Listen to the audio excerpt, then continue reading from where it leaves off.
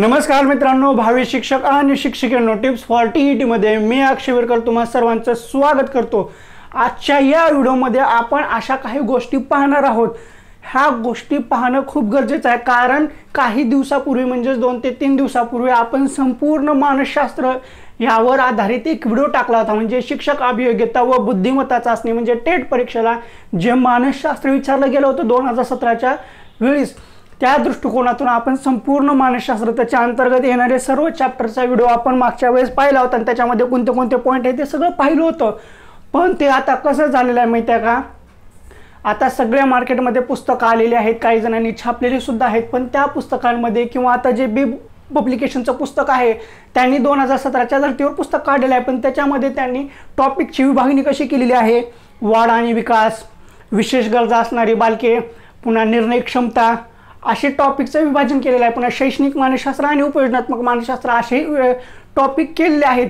पण आता झालं असं काय, मी ज्यावेळेस व्हिडिओ टाकला संपूर्ण मानसशास्त्र त्याच्या अंतर्गत जे टॉपिक सांगितले, मानसिक आरोग्य, समायोजन, संघर्ष आणि पुन्हा व्यक्तिमत्व विकास, त्याच्यामध्ये वैयक्तिक भिन्नता, व्यक्तिभिन्नता असे जे काही टॉपिक सांगितले आणि पुन्हा संवेदित स्व, पुन्हा आदर्श स्व असे जे काही टॉपिक सांगितले, पुन्हा समायोजनाचा सुद्धा टॉपिक होता, हे जे काही टॉपिक सांगितले हे सर्व टॉपिक तुम्ही पहिल्यांदाच ऐकले, काही जणांनी पहिल्यांदाच ऐकले, ह्याच्या अगोदर कधी ऐकलं नव्हतं। पुन्हा ताणतणाव सुद्धा हा सुद्धा टॉपिक होता, ह्याच्या अगोदर कधी ऐकलं सुद्धा नव्हतं। आणि जे काही मार्केटमध्ये पुस्तकं आहेत त्याच्यामध्ये ह्याचं विश्लेषण किंवा ह्याचा साधा उल्लेख सुद्धा कुठे केलेला नाही आहे। त्यामुळे सगळ्यांच्या मनामध्ये संभ्रम निर्माण झालेला आहे काय की आता मी जे टॉपिक सांगितलेले आहेत, जे काही टॉपिक लिहून दिलेले होते संपूर्ण मानसशास्त्र म्हणून सांगितलं, त्याच्यामधला एक सुद्धा टॉपिक इतर कुठल्याही पुस्तकामध्ये दिलेला नाही आहे किंवा साधा त्याचा उल्लेख सुद्धा नाही आहे। मग परीक्षेमध्ये हे टॉपिक आहेत का नाही, ह्याच्यावर आधारित प्रश्न विचारलेत का नाही, हे सुद्धा काही जणांना लक्षात नाही आहे। पण आता याच्यामधले कसे आहेत, बरेचसे हे टीईटीच्या वेळेसपासून आत्तापर्यंत सोबत आहेत, त्यांना माहिती आहे मी जे काय मानसशास्त्राचं सांगतो ते ॲक्युरेट असतं, मग टीईटीच्या वेळेस त्यांना अनुभव आलेला आहे। पण आता बरेचसे असे आहेत की त्यांना आणखी सुद्धा विश्वास बसत नाही आहे। पण आता कसं झालेलं आहे माहिती आहे का, जे 2017ला परीक्षा झाली, जे 30 पेपर झाले, त्याच्यामध्ये असे प्रश्न विचारलेले आहेत की त्याचे टॉपिक वाईज विश्लेषण कुणीच केलेलं नाही आहे। मग मी आता ज्यावेळेस 2017चे पेपर पाहिले, सर्वच्या सर्व 30 पेपर पाहिले, जेवढे प्रश्न पडलेले सगळे पाहिले। मग ते प्रश्न पाहिल्यानंतर मग कुठले कुठले टॉपिक आहेत ते त्यावेळेसच क्लिक झाले होते, आणि जे टॉपिक क्लिक झाले ते मी तुम्हाला सांगितलं होतं, त्याच्या बाहेर कुठलाही टॉपिक नाही आहे आणि कुठले पुस्तकं वापरायचं हे सुद्धा सांगितलं होतं, आणि त्याच्याशिवाय पर्याय नाही आहे, त्याच्या बाहेरचं काहीच नाही आहे। पण आता कसं आहे माहिती आहे का, विश्वास कुणालाही बसत नाही आहे। कसं असतं माहिती आहे का, दारूचं दुकान आहे, दारूच्या दुकानामध्ये दारू विकणारा शांतपणे असतो आणि तिथं दारू घ्यायला गर्दी गेलेली असते, पण इकडं दूध घ्या, ताक घ्या, दही घ्या, लस्सी घ्या, हे जे विकणारे असतात ते गल्लोगल्ली जाऊन ओरडू विकतात। कारण कसं आहे माहिती आहे का, चांगली गोष्ट जी आहे ना ती ओरडू पटू त्याचं सत्यता सिद्ध करावी लागते, ते सिद्ध झाल्यानंतरच लोक स्वीकारतात। आणि वाईट गोष्ट कशी आहे माहिती आहे का, वाईट गोष्ट कुणीही घेतं त्याला ही वाईट आहे म्हणून सांगायची गरजच नसते, कारण वाईटाच्या मागं खूप जण असलेले असतात, वाईट खूप घ्यायला तयार असतात। आणि आता क्लासवाल्यांनी सुद्धा तसं केलेलं आहे, क्लासवाले सुद्धा असं वर्गीकरण करून सांगत नाहीत की हेच टॉपिक आहेत, हेच येतात। आता जे काही मार्केटमध्ये पुस्तकं आलेले आहेत त्या पुस्तकाचा आपल्या मानसशास्त्रासाठी काही उपयोग होणार नाही आहे। आता आपल्या टेटला जे मानसशास्त्र विचारलं आहे ते उपयोजनात्मक मानसशास्त्र आहे, आणि हे जे सगळे प्रश्न आहेत ते ओपन युनिव्हर्सिटीचे जे पुस्तक आहे किंवा 12वीचं जुनं मानसशास्त्राचं पुस्तक आहे त्या पुस्तकातून इकडे तिकडून टॉपिक गोळा केलेले आहेत। अशा एक टॉपिक आहेत, त्या टॉपिकवर प्रश्न विचारलेले आहेत। आता मी तुम्हाला प्रूफ सहित दाखवतो, म्हणजे जे परीक्षेमध्ये प्रश्न आहेत 2017च्या टेट परीक्षेमध्ये पडलेले प्रश्न, ते प्रश्न मी तुम्हाला दाखवतो, ते प्रश्न कोणत्या टॉपिकमध्ये आहेत आणि संदर्भासहित सांगतो। म्हणजे तो प्रश्न, त्याचं उत्तर, तो प्रश्न कुठल्या टॉपिकमधून घेतलेला आहे, कोणत्या पुस्तकातून घेतलेला आहे, पान क्रमांक किती आहे, सर्व डिटेलमध्ये म्हणजे सबूतासहित सांगतो, तो शिवाय विश्वास बसणार नाही आहे। कारण ॲड सुद्धा तशीच आहे, हो पहिले इस्तेमाल करो फिर विश्वास करो। म्हणून आता मी तुम्हाला अगोदर प्रूफ दाखवतो, जे काही तुम्हाला अगोदर टॉपिक सांगितलेले आहेत त्या टॉपिकच्या बाहेर टेटला कुठलाही प्रश्न नव्हता, आणि जे पुस्तक सांगितले त्या पुस्तकाच्या बाहेर सुद्धा टेटमध्ये विचारलं गेलं नाहीये।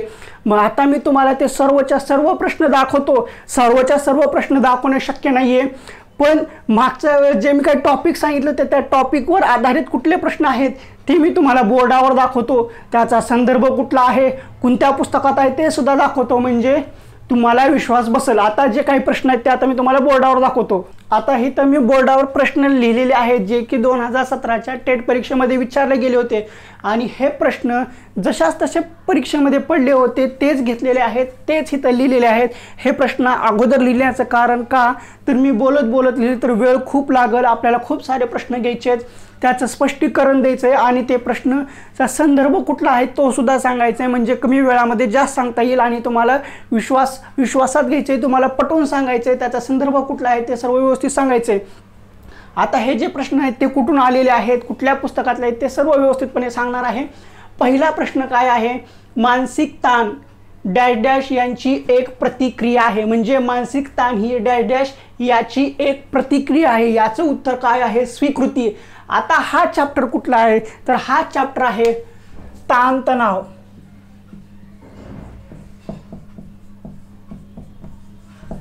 हा जो प्रश्न आहे मानसिक ताण म्हणजे डॅश डॅश यांची एक प्रतिक्रिया आहे, म्हणजे स्वीकृती याची प्रतिक्रिया आहे. हा चॅप्टर कुठला आहे, ताणतणाव. आता मागं जो व्हिडिओ टाकलेला आहे त्याच्यावर सांगितलेलं आहे की ताणतणाव हा सुद्धा चॅप्टर आहे, तो सुद्धा घ्यायचा असतो, तो समायोजनाच्या अंतर्गत येतो. पण तसं पाहायला गेलं तर मानसशास्त्रामधला जे चॅप्टर आहेत एकेका घटकावर एक चॅप्टर बनवू शकतो. तसंच ताणतणावावर सुद्धा सेपरेट चॅप्टर आहे. 12वीच्या पुस्तकामध्ये सेपरेट चॅप्टर आहे, ओपन युनिव्हर्सिटीच्या पुस्तकामध्ये मिक्समध्ये दिलेला आहे, काही पुस्तकामध्ये समायोजनामध्ये दिलेला आहे. नंतरचा प्रश्न आहे, थोडीशी असते आणि खरं तर तसा काही धोका नसतो त्याला डॅश डॅश म्हणतात. काय प्रश्न आहे, थोडीशी असते आणि खरं तर तसा काही धोका नसतो त्याला काय म्हणतात, त्याला काय म्हणतात तर त्याला भीती म्हणतात. थोडीशी असते खरं तर तसा काही धोका नसतो त्याला भीती म्हणतात. आता हा प्रकार कुठला आहे किंवा हा प्रश्न कुठला घेतलेला आहे तर हा आहे मानसिक आरोग्य.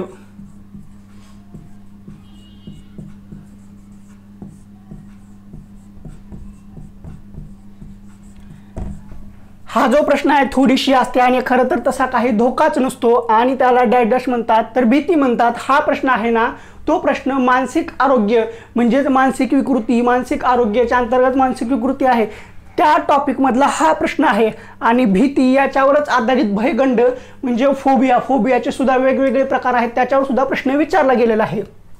आता काय आहे, मानसोपचारचे लक्षण साधारणपणे डॅश डॅश विभागलेले आहेत, म्हणजे यांचा काय प्रश्न होता, मानसोपचारचे लक्षण साधारणपणे किती विभागात विभागलेले आहेत तर याचं उत्तर काय आहे तर हे 4 विभागात विभागलेले आहेत. आता हे 4 विभाग कुठले आहेत तर ही DSM प्रणाली आहे. कुठली प्रणाली आहे, DSM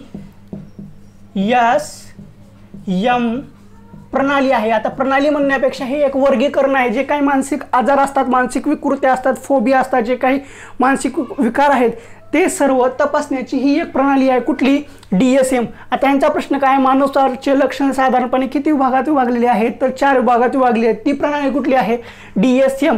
आता ह्याच्या अंतर्गत DSM 1, DSM 2, DSM 3 आणि DSM 4 अशा 4 प्रणाली आहेत. त्याच्यापैकी चौथी जी आहे DSM 4 ही सर्वमान्य आहे आणि सध्या अस्तित्वात आहे. त्याच्यावरच आधारित मानस विकृत्यांचे वर्गीकरण केलेले आहे.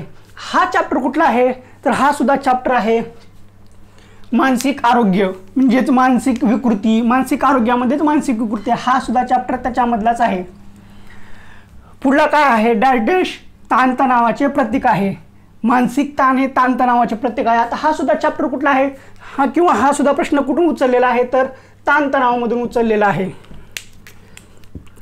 ताणतणाव खूप आहे, ताण, तणाव, नैराश्य, वैफल्य, मग त्याच्यातून मार्ग, त्याच्यातून बाहेर पडायचं, त्याच्यावर आधारित आहे ताणतणाव. तणावाचा वेगळा चॅप्टर आहे, ताणचा वेगळा आहे, पण काही काही पुस्तकात ताणतणाव एकत्र केलेला आहे. ताणतणावामधला हा प्रश्न. आता आहे डॅश डॅश हे नैराश्याचे लक्षण असू शकते. डॅश डॅश हे नैराश्याचे लक्षण असू शकते तर काय उत्तर आहे, निराशावाद हे नैराश्याचे लक्षण असू शकते. आता हा चॅप्टर कसा आहे माहिती आहे का, हा चॅप्टर 2 चॅप्टरमध्ये सुद्धा आपल्याला पाहायला मिळू शकतो. कशामध्ये, एक तर आपल्याला हे ताणतणावामध्ये सुद्धा मिळून जातं. ताणतणाव हे ताणतणावामध्येच पुन्हा नैराश्य आहे, नैराश्यातूनच निराशावाद निर्माण होते, म्हणजे निराशावाद हेच नैराश्याचे लक्षण असू शकते. हे झालं. पण आता कसं आहे माहिती आहे का, आपण एक चॅप्टर सांगितलं होता समायोजन. आता समायोजन असताना समायोजन ह्या चॅप्टरमध्ये सुद्धा आपल्याला हे मिळून जातं. आता कसं आहे माहिती आहे का, समायोजनाच्या मध्ये सुद्धा दिलेलं आहे की जर व्यक्तीचं एखाद्या परिस्थितीमध्ये व्यवस्थितपणे समायोजन नाही झालं तर ते कुसमायोजन होतं. मग आता कुसमायोजन झाल्यानंतर मग व्यक्तीमध्ये प्रेरण संघर्ष निर्माण होतो. कर्टलिव्हने वेगवेगळे संघर्ष सांगितलेले आहेत, धनात्मक सांगितलेले आहे, ऋणात्मक सांगितलेले आहे, प्लस प्लस सांगितलेलं आहे, मायनस सांगितलेलं आहे, होय होय किंवा खरे खोटे किंवा प्रगमन वर्जन, प्रगमन प्रगमन वर्जन वर्जन, द्विधा प्रगमन वर्जन असे संघर्षाचे प्रकार सांगितलेले आहेत. मग ह्याच्यामधून कुसमायोजन झाल्यानंतर मग जे आपली जी मानसिक स्थिती असते त्याच्यामधून जी एक घटना असते त्या घटनेला आपण सामोरे जाऊ शकत नाही, मग त्याच्यातून आपल्याला नैराश्यवाद येतं, निराशा येते, मग समायोजनामध्ये सुद्धा हा घटक मिळून जातो. पुढला प्रश्न आहे, मनोविकृतीच्या 2 पायऱ्यांच्या संकल्पने डॅश डॅश ह्या 2 पायऱ्या आहेत. मनोविकृतीच्या 2 पायऱ्यांच्या संकल्पने डॅश डॅश ह्या 2 पायऱ्या आहेत. कुठल्या? ध्येय आणि ओळख. आता हा चॅप्टर कुठला आहे तर हा चॅप्टर सुद्धा मानसिक आरोग्यामधला आहे, किंवा हा प्रश्न मानसिक आरोग्य ह्या चॅप्टरमधला आहे. आणि त्याच्यामध्ये मानसिक विकृती आहे ना, त्या विकृतीवर आधारलेला हा प्रश्न आहे. कुठल्या? मनोविकृतीच्या 2 पायऱ्यांच्या संकल्पने डॅश डॅश ह्या 2 पायऱ्या आहेत. कुठल्या? ध्येय आणि ओळख. आता त्याच्यानंतरचा प्रश्न आहे, कुटुंब किंवा संबंधित स्वतत्वासाठी दुसरे नाव काय? कुटुंब किंवा संबंधित स्वत्वासाठी दुसरे नाव काय आहे? तर त्याचं उत्तर आहे सामाजिक स्व. आता हा प्रश्न कुठून घेतलेला आहे? तुम्हाला आता सहसा हा प्रश्न सापडलेला नसेल, तुम्ही म्हणत असाल की हा प्रश्न उपयोजनात्मक आहे, असं जनरलवर आधारित विचारलेला आहे, उपयोजनात्मक वगैरे काय नाहीये, जनरल वगैरे काय नाहीये. हा प्रश्न सरळ सरळ ओपन युनिव्हर्सिटीच्या पुस्तकातून उचललेला आहे. त्या पुस्तकाचं नाव आहे उपयोजित मानसशास्त्र व्यक्तिमत्व विकास किंवा व्यक्तिमत्व विकास. आता ह्या व्यक्तिमत्व विकास जे पुस्तक आहे ओपन युनिव्हर्सिटीला 2nd इयरला आणि 3rd इयरला सुद्धा आहे, थर्ड इयरला आहे ते पुस्तक. 3rd इयरला. आता ह्या पुस्तकाच्या अंतर्गत 3 चॅप्टर आहेत. मग आता म्हणजे 3 पुस्तकं आहेत, एका पुस्तकामध्ये 3 पुस्तकं आहेत, त्याच एका पुस्तकामध्ये हे चॅप्टर आहेत. कुठले? संवेदित स्व,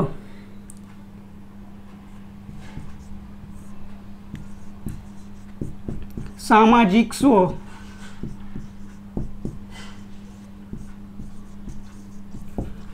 आदर्श स्व,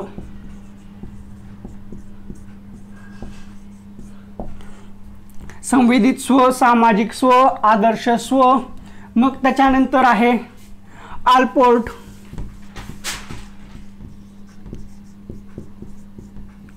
आणि एरिक्सन.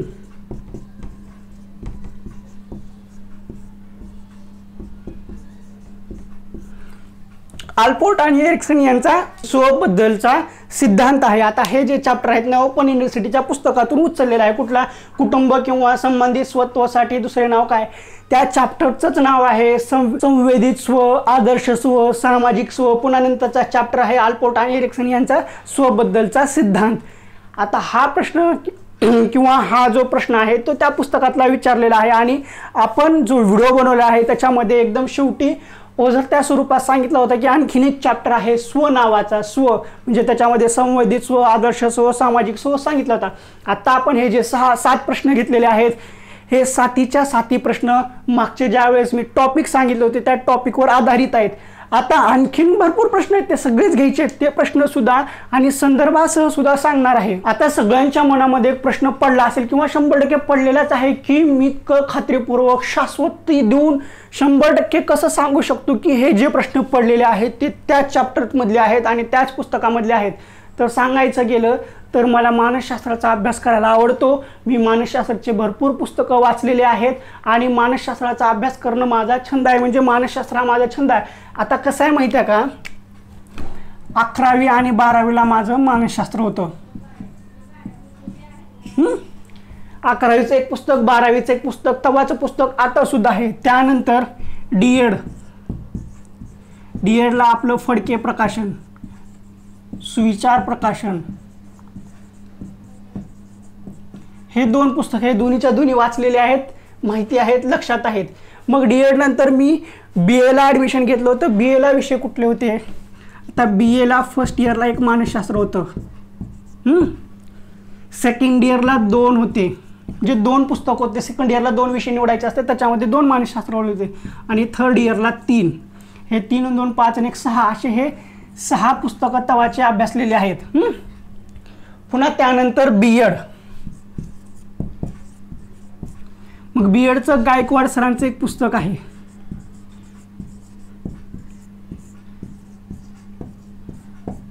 हे एक पुस्तक वाचलेलं आहे. त्यानंतर शैक्षणिक मानसशास्त्र म्हणून एक आहे, प्रणाली प्रकाशनचं.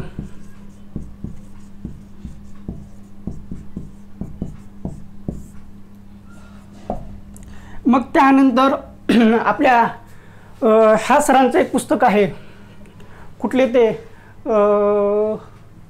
शशिकांत अन्नदाते सरांचं, ते डाएटचं पुस्तक आहे.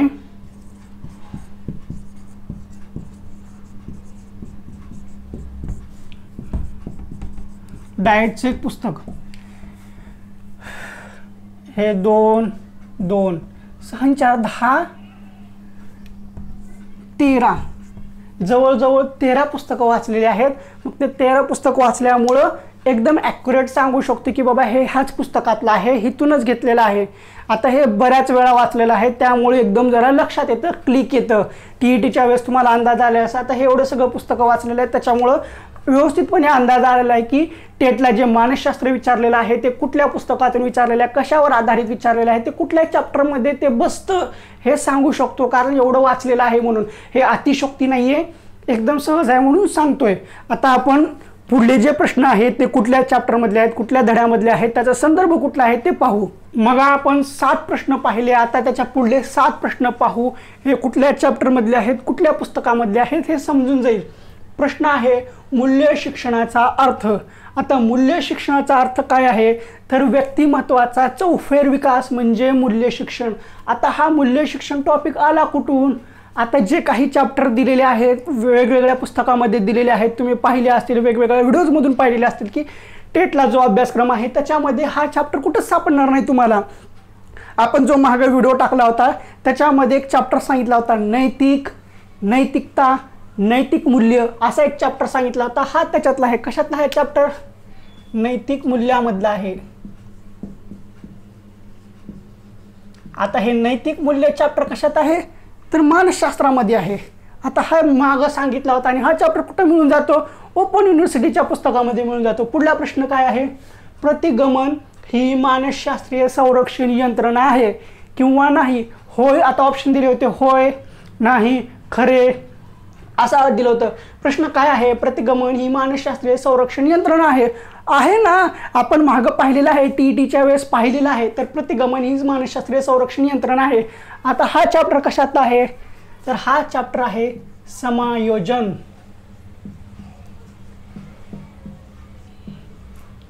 आणि काही यंत्रणा हे व्यक्तिमत्वामध्ये सुद्धा दिलेले आहेत. ह्या 2 चॅप्टरमध्ये तुम्हाला हा प्रकार मिळून जातो. कुठला? प्रतिगमन ही मानसशास्त्रीय संरक्षण यंत्रणा आहे. तर होय, खरं आहे, प्रतिगमन ही मानसशास्त्रीय संरक्षण यंत्रणा आहे. हा चॅप्टर आहे समायोजनामधला. मग त्याच्यानंतरचा प्रश्न आहे भ्रम म्हणजे काय. आता भ्रम म्हणजे काय, तर खोटा भास किंवा खोटा विश्वास ठेवणं म्हणजे भ्रम. आपण असं म्हणतो ना, भ्रमाचा भोपळा कधीसुद्धा म्हणजे कधीही फुटला जाऊ शकतो. भ्रमामध्ये राहू नको, भ्रमात राहणं खूप मोठा धोका असतो. तसंच भ्रम म्हणजे काय, तर खोटा विश्वास.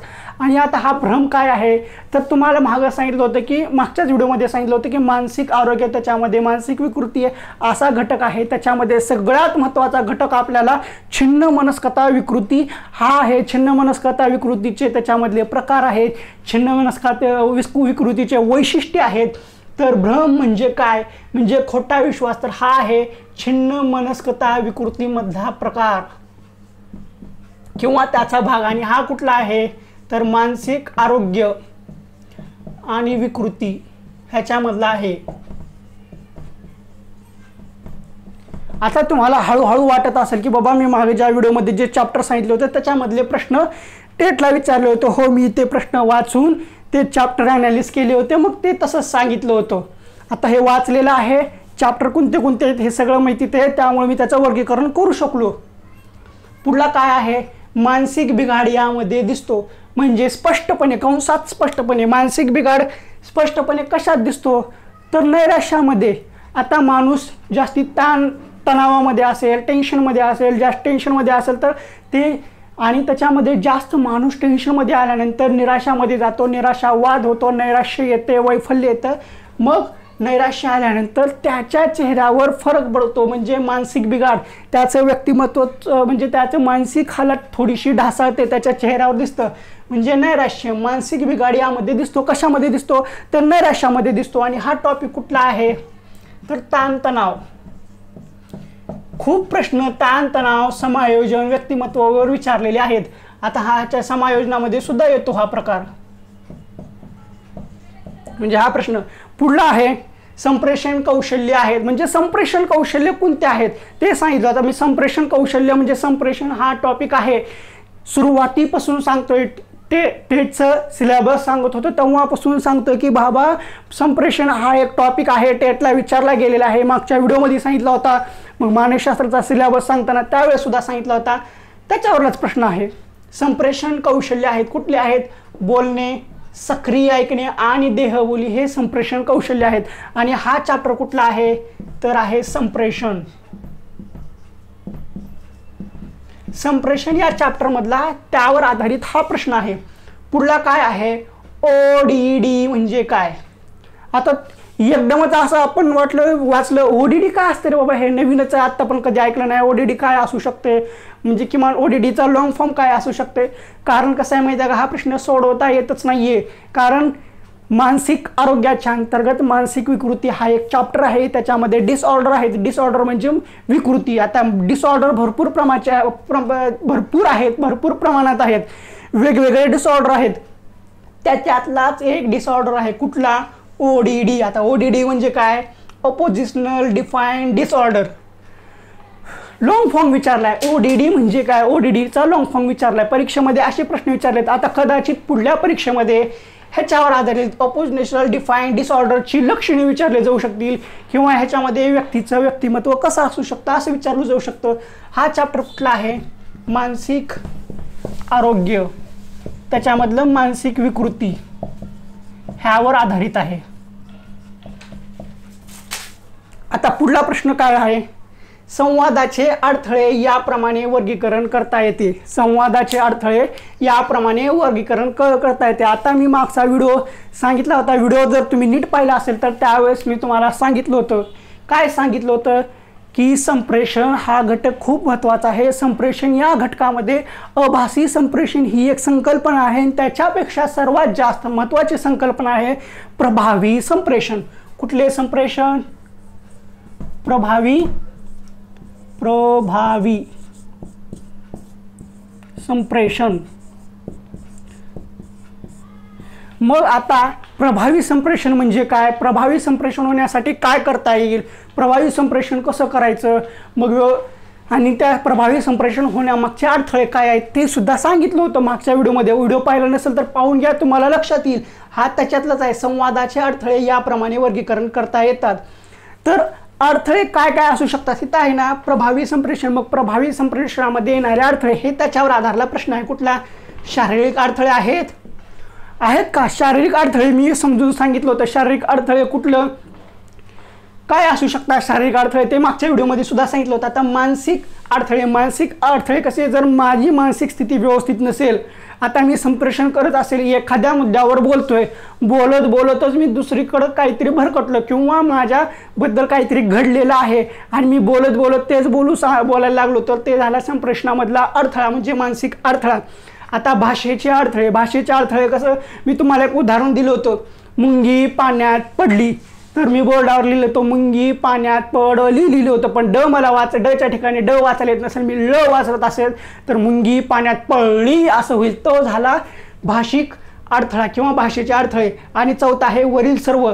तर हो, संवादाचे अडथळे याप्रमाणे वर्गीकरण करता येतात, किंवा प्रभावी संप्रेषण होण्यासाठी तुम्हाला, किंवा प्रभावी संप्रेषणातले अडथळे कुठले आहेत, शारीरिक अडथळा आहे तर आहे, मानसिक अडथळा आहे तर आहे, भाषेचे अडथळे आहेत तर आहेत, आणि वरील सर्व आहेत तर आहेत. म्हणजे संवादाचे अडथळे कुठले कुठले आहेत? शारीरिक आहेत, मानसिक आहेत, भाषेचे आहेत, वरील सर्व आहेत, आणि दुसरे सुद्धा आहेत. आता ऑनलाईन शिक्षण आलेलं आहे, तर ऑनलाईन शिक्षणामधले जे अडथळे येतात ते सुद्धा ह्याच्यामध्ये इन्क्लूड होतात, ते सुद्धा मी मागच्या ह्याच्यामध्ये सांगितलं होतं. तर असे हे प्रश्न आहेत. आणखीन प्रश्न आहेत ते सुद्धा आपण घेणार आहोत. प्रश्न कुठलाही सोडणार नाही, हे सर्व व्यवस्थितपणे सांगणार आहे. परीक्षेमध्ये विचारले गेलेला पुढले प्रश्न काय आहेत तर एरिक्सनचा सिद्धांत. आता एरिक्सनच्या सिद्धांतावर सुद्धा 5-6 प्रश्न आहेत. आता हा एरिक्सनचा सिद्धांत कुठं आहे तर ह्याचा अभ्यास आपल्याला कुठं करायला भेटतो तर ओपन युनिव्हर्सिटीचं जे पुस्तक आहे ना त्याच्यामध्ये. त्या पुस्तकाचं नाव काय आहे? उपयोजित व्यक्तिमत्व.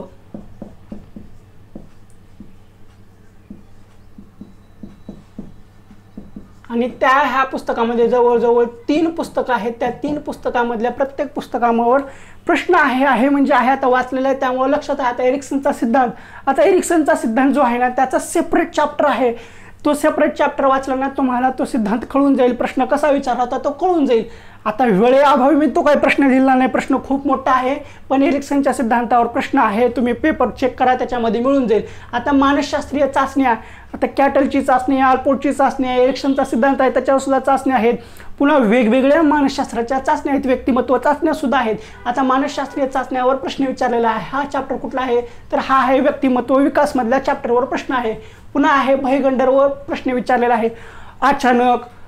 अचानक वाटणारी भीती किंवा एकदमच वाटणारी भीती, मग दडदड होणे, घाम येणे, हे कशाचे लक्षण आहे तर हे भयगंड आहे. आता भयगंड म्हणजे काय तर फोबिया आहे, त्याला भयगंडला इंग्लिशमध्ये फोबिया म्हणतात. आता फोबिया आहे खूप वेगवेगळ्या प्रकारचे आहेत.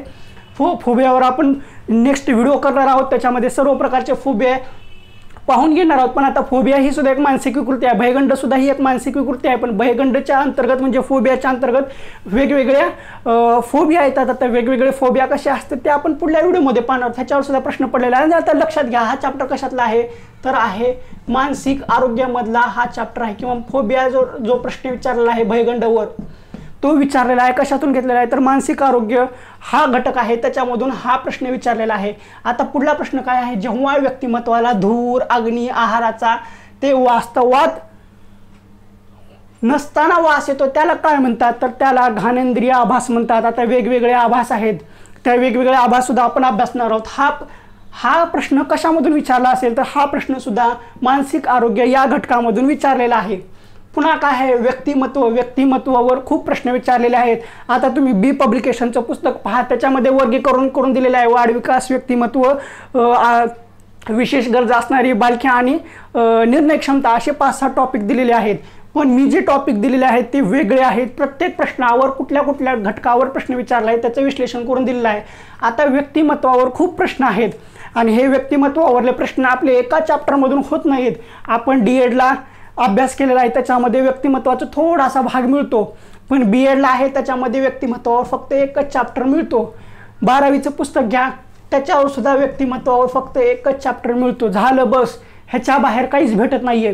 पण अहो व्यक्तिमत्व हा चॅप्टर आहे ना, मी तुम्हाला सांगितले ना 5 ते 6 चॅप्टर इन्क्लूड आहेत. त्याच्यामध्ये कुठला व्यक्तिमत्व आहे, व्यक्तिविकास आहे, व्यक्तिभिन्नता आहे, वैयक्तिक भिन्नता आहे, आंतरवैयक्तिक भिन्नता आहे, त्याच्यातले शारीरिक बदल आहेत, मानसिक बदल आहेत, असे इन्क्लूड करून चॅप्टर तयार होतो व्यक्तिमत्व. आणि ह्या घटकावर खूप सारे प्रश्न आहेत. म्हणजे ह्याच्यामधले जेवढे काही प्रश्न पडलेले आहेत. आणि नंतर आहे वाढ आणि विकास, आणि ह्या वाढ आणि विकासवर सुद्धा जेवढे काही प्रश्न पडलेले आहेत. तर वाढ विकासवर कुठले प्रश्न पडलेले आहेत?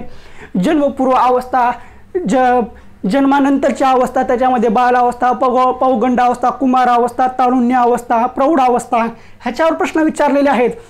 मग ह्याच्यामधले कारक बदल आहे, शारीरिक बदल आहेत, पुन्हा मानसिक बदल आहेत, याच्यावर प्रश्न विचारलेले आहेत. मग आता तुम्हाला D.Edचं जर पुस्तक घेतलं फडके प्रकाशनचं, त्याच्यामध्ये तुम्हाला वाढ आणि विकासवर थोडंसंच भेटतं, पण त्याच्यामध्ये कुमारावस्था, पौगंडावस्था याच्यावर अभ्यास करायला मिळतो, पण थोड्या प्रमाणात. कुठलंही पुस्तक घ्या व्यक्तिमत्वाचा चॅप्टर आणि वाढ आणि विकासचा लिमिटेड स्वरूपात मिळेल. पण आता हे अनलिमिटेड स्वरूपात कशात मिळेल तर जास्त टेन्शन घ्यायची नाहीये.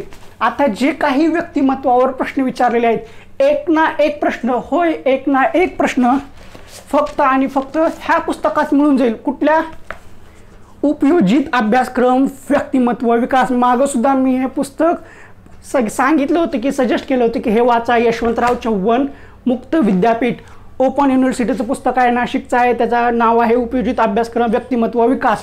आता ह्याच्यामध्ये 3 पुस्तकं आहेत. 3 पुस्तकामधलं पहिलं पुस्तक आहे, त्याच्यामधले टॉपिक तुम्हाला सांगतो मग लक्षात येईल. त्याच्यामधला पहिला टॉपिक आहे व्यक्तिमत्व समज गैरसमज. व्यक्तिमत्व या संकल्पनेचे शास्त्रीय स्वरूप, व्यक्तिमत्वाचा अभ्यास, वर्गत्व दृष्टिकोन व व्यक्तिमत्वाचा अभ्यास, गुणत्व दृष्टिकोन, आनुवंशिक नियमके, अंतःस्रावी ग्रंथी ह्याच्यावर सुद्धा प्रश्न आहेत. कौटुंबिक नियमके, सामाजिक व सांस्कृतिक नियम, एरिक्सन यांची मनोसामाजिक उत्पत्ती. हो का, हितच आहे एरिक्सनचा सिद्धांत किंवा एरिक्सनची चाचणी. प्रश्न आहे एरिक्सनची मनोसामाजिक उत्पत्ती.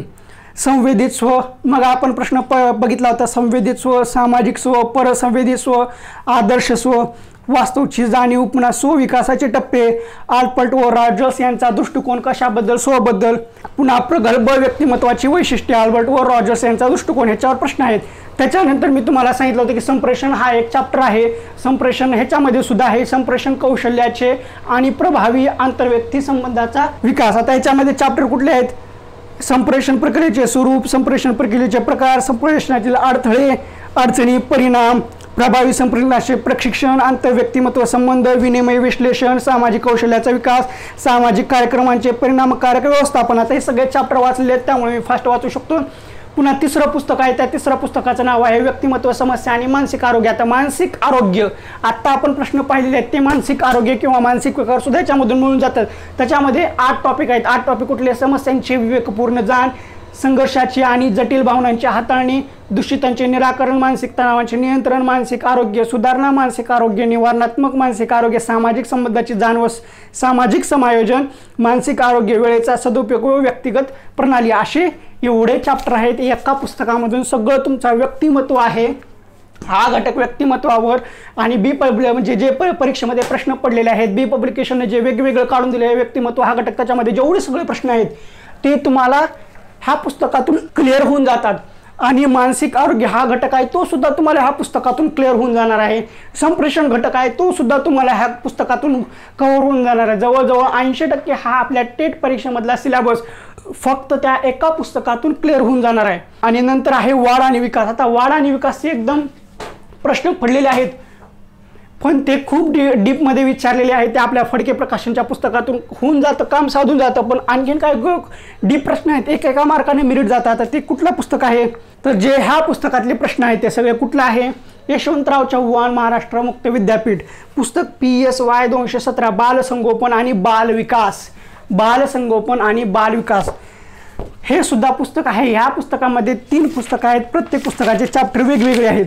आता पुस्तक एक आहे गर्भावस्थेपासून शालापूर्व अवस्थेपर्यंत. पुस्तक दुसरं आहे विकास उपयोगी उपक्रम शारीरिक भाषिक व बौद्धिक विकास. तिसरा आहे बौद्धिक सामाजिक व भावनिक व नैतिक विकास. मी तुम्हाला सांगितलं होतं ना नैतिक विकास, नैतिक मूल्य, नैतिकता ह्या डावरावर सुद्धा प्रश्न विचारलेले आहेत. तो टॉपिक आपल्याला ह्याच्यामधून क्लिअर होऊन जातो आणि वाढ व विकास हा सुद्धा चॅप्टर ह्याच्यामधून क्लिअर होऊन जातं.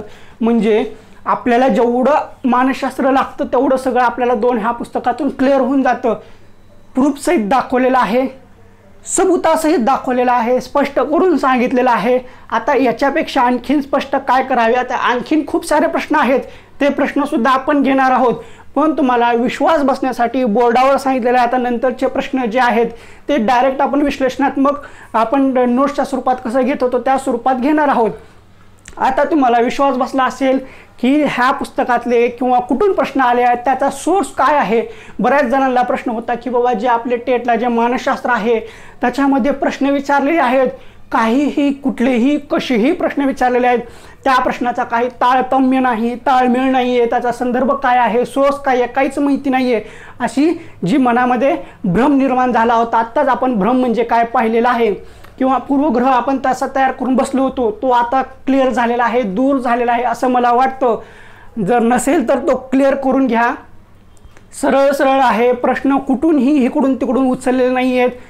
फक्त कसं आहे माहिती आहे का, काही जणांना ते चॅप्टर कुठले आहेत, कोणत्या चॅप्टरमधून विचारलेले आहेत ते पाहिले नाही. ती गडबडीमध्ये पुस्तक छापायचं, पैसे कमवायचे, लोकांना येड्यात काढायचं, लोकांकडून पैसे वसूल करायचं, विद्यार्थ्यांची दिशाभूल करायची, विद्यार्थी गरजेचे आहेत, विद्यार्थ्यांना नोकरी गरजेची आहे, विद्यार्थ्यांचं भविष्य आहे ते भविष्य धोक्यात घालण्यासाठी पटपट काहीतरी इकडलं तिकडलं गोळा करायचं, पुस्तक छापायचं, कुठल्या चॅप्टरमधला काय त्याचं देणं घेणं नाही, पुस्तक छापलं, विक्री झाली, संपलं, पुन्हा आमचा संबंध नाही असं सरळ सरळ तिथं लिहिलेलं असतं. क्लासवाले सुद्धा तसं करतात, उगं सांगतात हा असं आहे, इकडून विचारलेलं आहे तिकडून विचारलेलं आहे, पुन्हा क्लास जॉईन केल्यानंतर तिथं क्लासमध्ये 3-4 महिने घातल्यानंतर मग कळतं की बाबा आपण स्वतःच्या पायावर धोंडा घातलेला आहे, आपल्याला तिथं काहीही भेटलं नाही आहे.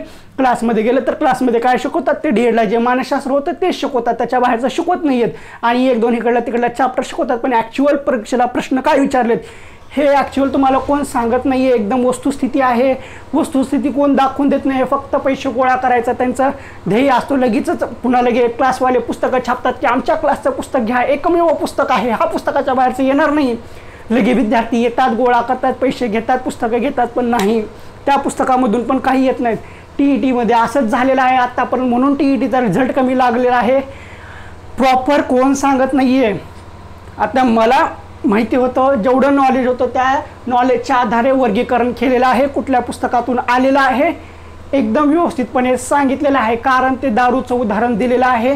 जे खरं आहे ते ओरडू सांगावं लागतं, जे खोटं आहे ते शांतपणे लोक स्वीकारतात, आणि आपलं फ्रीमध्ये आहे, आपल्याला काय पैसे द्यायची गरज नाही आहे, आपण फ्रीमध्ये आहे. फ्रीमध्ये असले की लोकांच्या मनामध्ये प्रश्न निर्माण होतो, फ्रीमध्ये आहे म्हणजे काहीतरी घोळ आहे.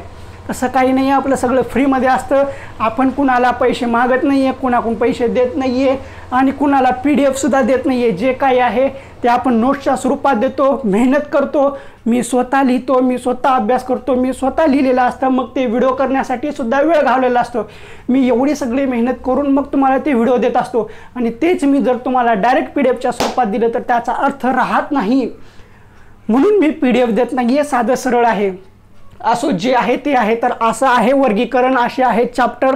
ह्या चॅप्टरच्या बाहेर आत्तापर्यंत विचारलं गेलं नाही आहे.